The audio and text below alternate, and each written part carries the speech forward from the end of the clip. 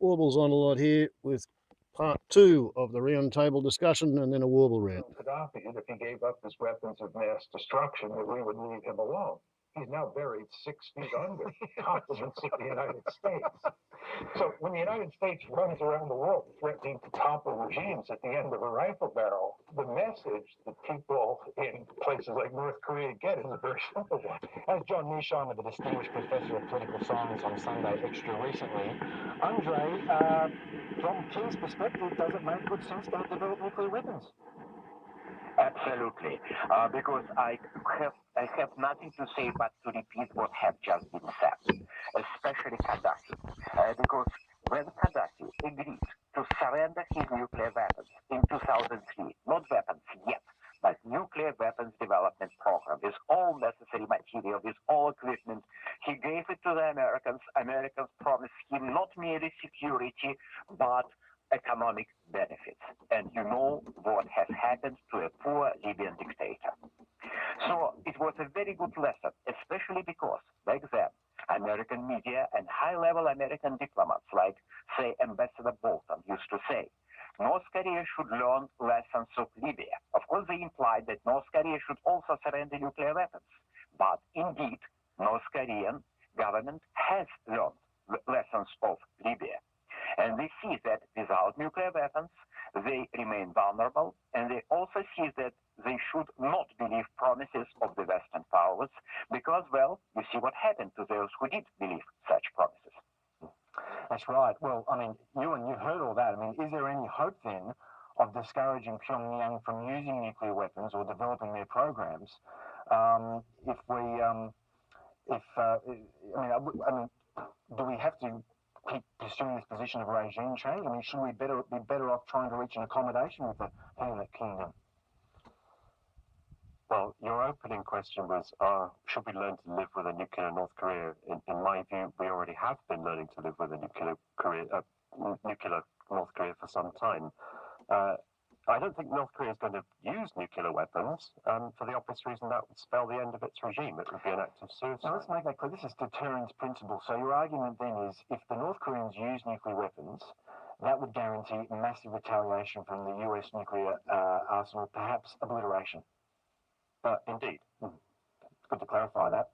Chilling. So you think that he's so rational then, as a calculator, Kim won't go down that route because he knows that the end of his regime is the end of him. I worry about Kim Jong-un's overconfidence, and I think the most destabilizing lesson he could take away from the current standard is that he concludes that the Americans are essentially bluffing and that there is no red line that he can't transgress. Now, he's canny. He didn't conduct a nuclear test, so there is an element of caution we can deduce from that. But I'm talking about in the future, if not with the United States, then with South Korea, with Japan, at some point in the future, I'm worried that his motivations are not essentially about just regime survival and defensive, but it's hardwired in North Korea's its whole DNA that calculated instability is part of what keeps the regime in power. And Andre, your point is that throwing Donald Trump here, another impulsive, erratic, unpredictable character, and that increases the risks of a serious conflict on the Korean Peninsula, right? Yes, unfortunately, yes. And what we have seen just last couple of weeks was sort of troublesome because Americans began to apply the tactics which has been traditionally used by the North Koreans. Without any special reason, you start to raise tensions on the assumption that another side will blink and make concessions. This is what North Koreans have been doing for many decades, really half a century, not only on the nuclear issue. It's a favorable diplomatic trick. But it's a bit worrisome when you see that Americans, with obviously no intention to deliver a preemptive strike, and this is good that they don't have such intention now, began to behave as if they are going to do it.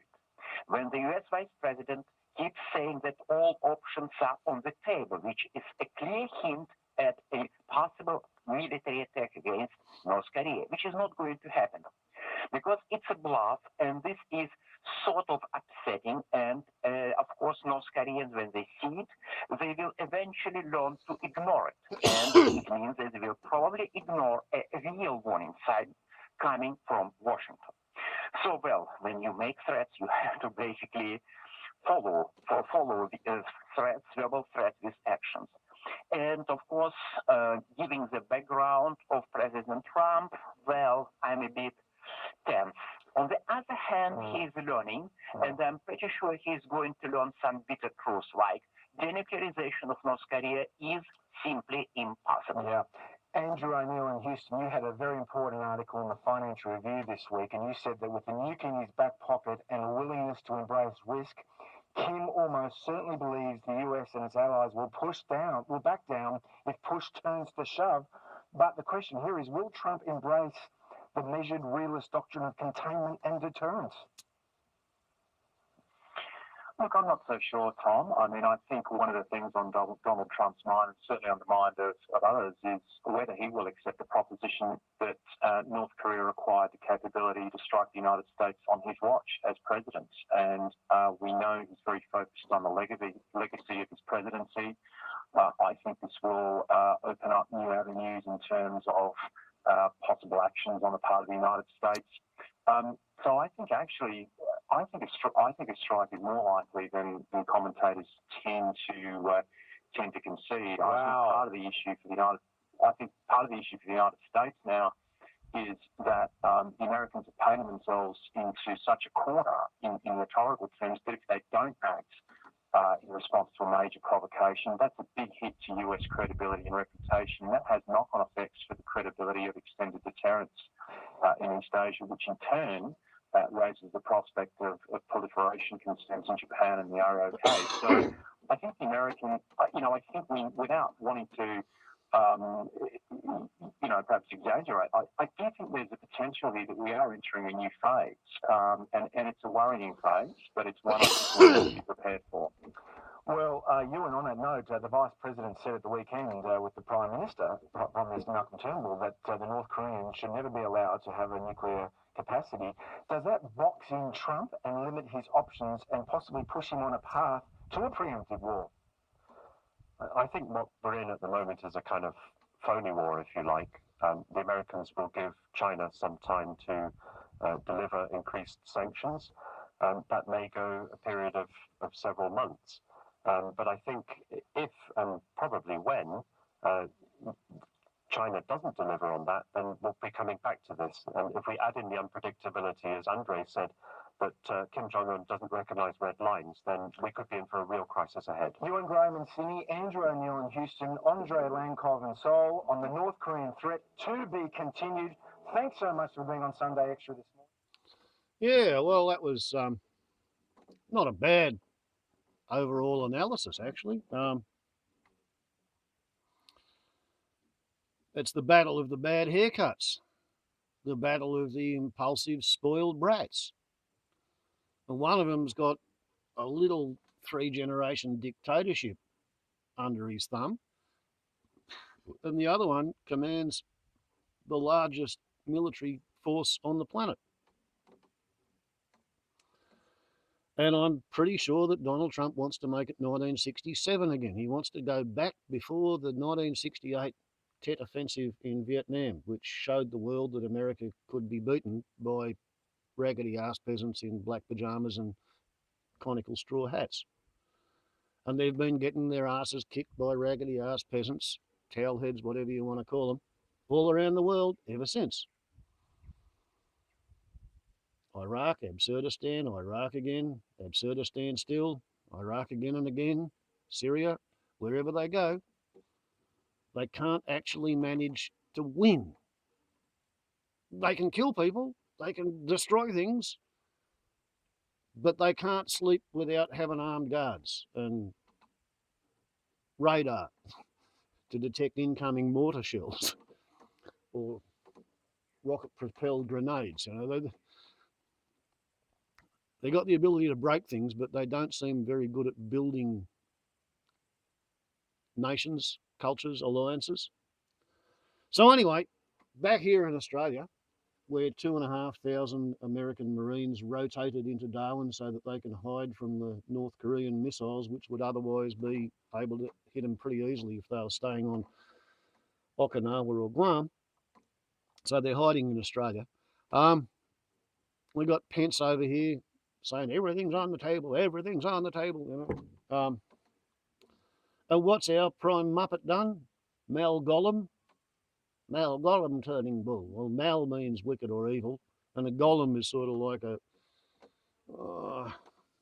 robotic creation fashioned out of clay, a voodoo zombie.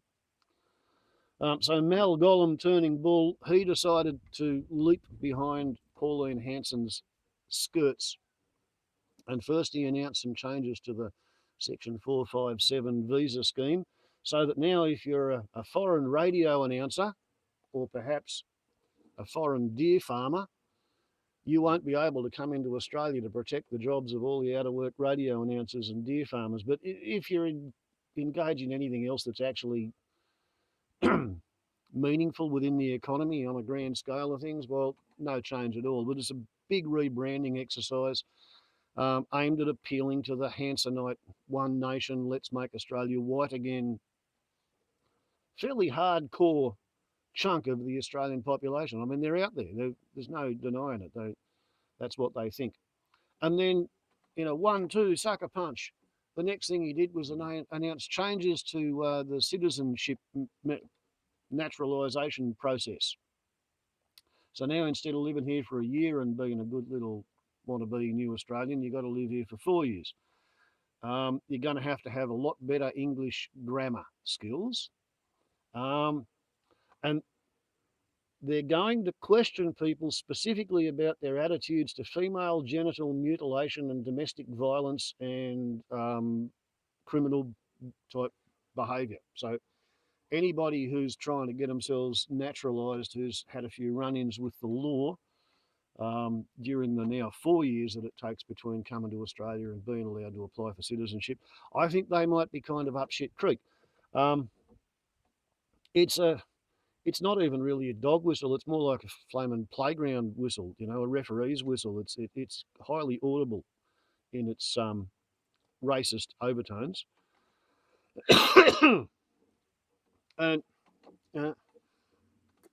what I find troubling is that if people can be denied Australian citizenship on the grounds of, they may have been involved in criminal behaviour at some point in their previous careers or lifetimes, how long will it be before the same law and order junkie lobby for the idea that anybody who's got a criminal record should be denied their citizenship? Like if you're a criminal, you're not an Australian citizen because you can't get to be an Australian citizen if you've got a criminal record. So this equation works just fine going forwards. But how many One Nation voters have got a couple of criminal convictions on their record sheet who will no longer be eligible for their own Australian citizenship, no matter where they're born? I mean, we're stripping people for citizenship if they go to Syria, unless they go to Syria with the Australian Defence Forces. You're not allowed to go to Syria and pick your own sides and get traumatised by the bullshit of combat. You've got to get traumatised by the bullshit of combat under orders from Canberra, seconded to Washington. So that's what's happened here in Australia. Is Mal Gollum turning bull has just about dislocated his knees trying to jump when Pauline Hanson told him to get up off his ass and do something to please her constituency. Interesting, isn't it? Australia is following the footsteps of the Trumpletons. And now they're getting their knickers in a twist about, what if North Korea gets an ICBM and it's able to hit Darwin to it? And the North Koreans, they're playing up to it. They're alleging that they're going to be capable pretty soon of having a bomb that can hit Australia if we continue to sycophantically lick the American arsehole, which is what we're doing. The Korean War was never actually finished. There's just a ceasefire signed at Panmunjom. It could crank back up again at any moment, but there's no benefit to the American economy by cranking up the Korean War. And sadly, I don't think Donald Trump knows enough about life, universe, or anything to figure that one out. Like I said, he wants to make it 1967 again, back when America was great in its own perceptions. Warble's on a lot to YouTube. We're on the upload limit. If we're all still here next week, I will be back. Ciao.